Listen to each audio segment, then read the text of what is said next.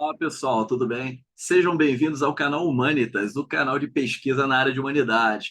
Eu sou o professor Cristiano Mello e falo aqui com vocês. Se você é novo no canal, por favor, se inscreva e ative as notificações. Assim você receberá os conteúdos aqui trabalhados. E ajude a compartilhar os conteúdos, pois assim você acredita e deposita confiança no nosso trabalho. Bom, no vídeo de hoje eu pretendo falar sobre como criar estruturas frasais dentro da pesquisa científica, estruturas e tópicos, elaboração de ideias, avanço do conhecimento, avanço da redação e, acima de tudo, uma espécie de depósito das ideias e dos autores, das obras que serão trabalhadas posteriormente na prática. Ou seja, você vai montar uma espécie de armazém das suas ideias, daquilo que você propõe a discutir no futuro da sua prática acadêmica. Bom, para quem inicia o mestrado ou doutorado, é muito comum que na conversa com o seu orientador,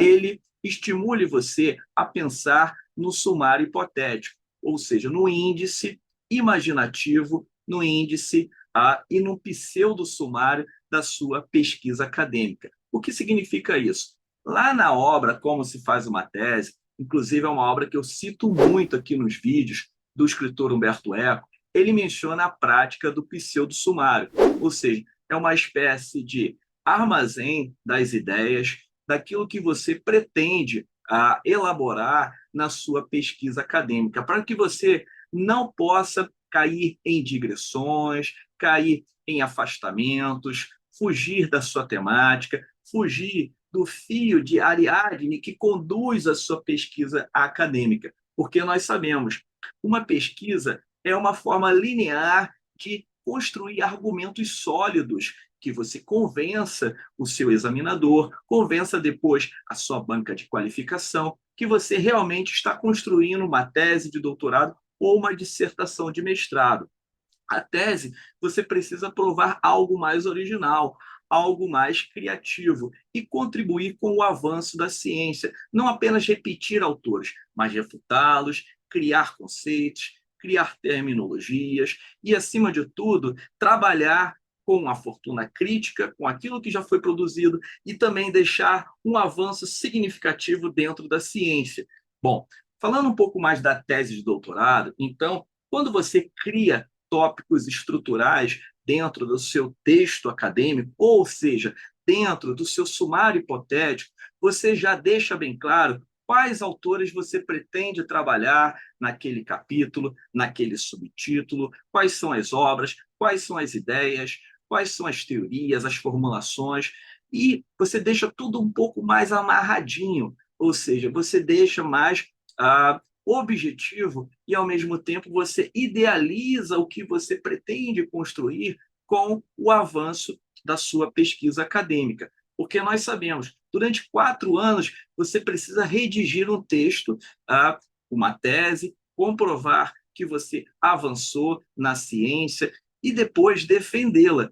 Ninguém diz que você precisa ser um escritor durante o processo seletivo de doutorado, mas sabemos, nós, pesquisadores, precisamos ser escritores acadêmicos, precisamos redigir textos, elaborar ideias, trazer conceitos, trazer formulações, discutir autores, concatenar os parágrafos, ligar essas ideias, dar uma coesão ao texto, porque a palavra texto significa tecido. Todas as suas ideias do parágrafo e dos demais parágrafos precisam estar ligadas e amarradas para que você possa construir argumentos de forma linear, ou seja, mostrando que você tem por trás disso uma inteligência, né? Você traz o quê? Um pensamento e, ao mesmo tempo, a compilação desses autores que você está discutindo. E, logicamente, incluindo as suas ideias, refutando outras de outros autores e formalizando a sua redação científica. A redação científica não é algo subjetivo, é algo objetivo. Você não pode cair em poeticidades ou até mesmo linguagem, digamos, de forma mais artística. Você pode até apelar para a criatividade, na criação de subtítulos e títulos. Mas, ao mesmo tempo, você tem que carregar o seu texto de sentido, ou seja, você tem que dar um sentido mais objetivo, elaborando notas explicativas, notas de rodapé, colocando alguns conceitos de alguns autores e explicando também por que aqueles conceitos estão sendo trabalhados. E justamente quando você elabora tópicos estruturais, você não foge muito daquilo que você pretende fazer. Então, a função do pseudo-sumário, voltando a falar sobre Humberto Eco, é basicamente não fugir das ideias que você já elaborou. A introdução, por mais que seja o início, ou seja, que seja a primeira parte do seu texto acadêmico, muitos autores defendem que a introdução precisa ser feita no começo, ou seja, precisa ser feita lá no início da sua redação. Mas cabe lembrar que lá, quando você faz as considerações finais, a introdução também pode ser reajustada. Você vai, digamos, trabalhar um pouco para encaixar o que você fez durante o desenvolvimento, durante os seus argumentos e também as contribuições finais do seu texto acadêmico. Inclusive, já falei sobre as considerações finais aqui no canal, vou deixar o card para que você possa ter acesso. Agora, voltando a falar sobre o pseudo-sumário, para ficar um pouco mais claro que eu estou aqui tentando discutir com vocês e colocar em debate, tá? Vou aqui, peço licença a vocês para espelhar um conteúdo aqui para que vocês possam visualizar e ficar mais claro, tá? Sobre o sumário hipotético. Então, durante a escrita da minha tese de doutorado, isso durou de 2012 a 2016, logo quando eu entrei no programa de pós-graduação em letras da Universidade Federal de Santa Catarina, eu fui orientando a professora doutora Rosana Cássia Camita. Agradeço preliminarmente à professora que ela me solicitou: olha, Cristiano, você precisa elaborar um pseudo-sumário. Então, vocês estão observando, eu não vou mostrar o que vem antes do primeiro capítulo, tá?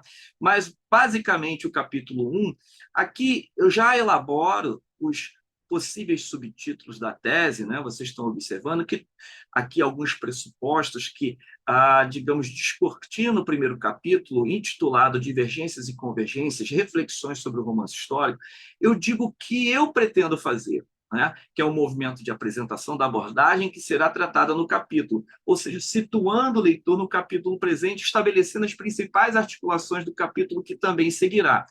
Aí, no 1.2, os rios afluentes, literatura e história. Então, aqui eu faço um debate sobre os críticos da literatura, da teoria literária e da historiografia, aproximando e também distanciando eles. Então, eu digo o que eu vou fazer aqui no capítulo, no subtítulo, perdão, 1.2. No 1.3, eu discuto a matriz de Walter Scott, que foi o pai do romance histórico na Escócia.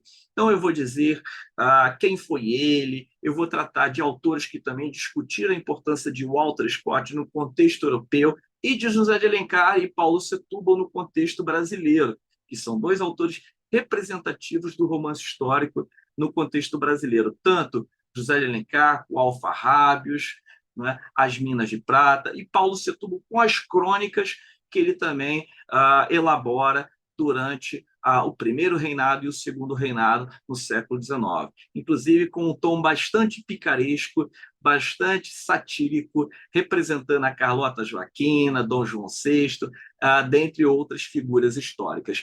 E no 1.4, eu vou discutir o novo boom do romance histórico brasileiro. Vocês estão observando? Tudo isso eu fiz antes de iniciar a escrita da minha tese. Isso são estruturas, tópicos, digamos, redacionais da sua prática investigativa. No 1.4, eu discuto também os autores que falam sobre esse boom, essa efervescência do romance histórico no contexto brasileiro. Né? Discuto, por exemplo, o livro do professor Antônio Roberto Esteves, que é um professor da Unesp de Assis, o livro do Alquimiano Bastos, o livro da professora Marilene Vinhard, dentre outros. E no ponto 5 eu vou falar sobre algumas reflexões sobre o gênero romance histórico. Bom, deu para perceber vou sair um pouco aqui da tela compartilhada, tá? Deu para imaginar que quando nós formulamos um sumário hipotético, um pseudo-sumário, nós organizamos por meio de ideias, né, adicionando referências, autores, daquilo que eu pretendo trabalhar na minha investigação científica. Isso evita que você se distancie do objeto e, ao mesmo tempo, formule digressões comprometendo o prazo da entrega do seu trabalho acadêmico, porque nós sabemos, você precisa qualificar o texto, depois você precisa defender o texto e você precisa cumprir os prazos do programa de pós-graduação. Todo orientador fica extremamente chateado e aborrecido se você não cumpre os prazos, porque nós sabemos, eles precisam entregar as atas, não é? Junto ao programa de pós-graduação. Quando você é bolsista, você recebe uma bolsa de doutorado durante 48 meses. Lá na década de 90, às vezes, o candidato, o pesquisador, ainda podia ampliar a bolsa para 5 anos, 6 anos. Agora não. A CAPES exige que você termine o doutorado durante os 48 meses. Se você não conseguiu terminar, você até pede um ano de prazo, né? 12 meses ou 18 meses, mas a sua bolsa termina aos 48 meses, ou seja, 4 anos regimentais.